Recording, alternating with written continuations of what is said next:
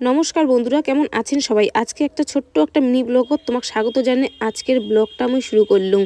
তো দেখো মোর গালটা একপাশে ছুলি গেছে, এই সাইডেও ছুলি গেছে, তারপরে আবার গলাতেও ছুলি গেছে, তারপরে আবার উপরতেও ছুলি গেছে, অনেক জায়গাতে আর কি আঁচড় লাগছে। তো কীভাবে হয়েছে না হয়েছে সেটা নিয়ে আমি একদিন অন্যদিন ব্লগ নিয়ে তোমাকে দেখাইম, অন্যদিন আর কি সেই গল্পটা কইম।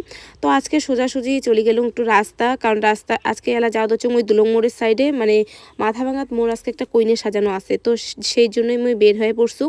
তো দেখো গাড়ি না পাওয়া পর্যন্ত প্রথমে আসুন টোটো, তারপরে হয় অটো চড়ছুম। তো একদম জায়গা ছিল না, দেখো সামনাত বসছুম, কিন্তু এত ঝাঁকাঝাঁকি মানে একটু হলে মনে হয় যে পড়েই গেলুম হয়। তারপরে দেখো মুই দোলং মোড় নামছুম। দোলং মোড় এই জন্যই নামছিলুম যে মোর বরের সাথে কথা হলে উনি মোক কইলে যে তুই উঠে বইস আর মুই যাওয়া ধরছুম, মুই একসাথে আমরা চলে যাবো মাথা ভাঙা।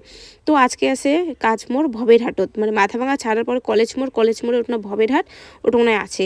তো আজকে মোর এই যে রিয়েল বেড়াই, তো দেখো কেমন লাগছে এই যে মিষ্টি বুনুটাক কেমন লাগি দিচ্ছে, এরাং সাজাং নাই যাই হোক। তো ওই নেটে আর কি শুনছুম যে কীরকম সাজবে না সাজবে, তো সিম্পলি সাজবে। তো সাজানোটা কমপ্লিট হয়ে গেছে, তোমরা দেখো সাজানোটা কেমন হয়েছে তোমরা অবশ্যই কমেন্টও জানাবেন। যদি তো অবশ্যই লাইক কমেন্ট শেয়ার অবশ্যই করবেন। তো বিয়ে এখন সামনে যেহেতু মাঘ মাস, তোমরা যদি এরকম করে সুন্দর করে সাজি চান তো অবশ্যই মোক জানাবেন।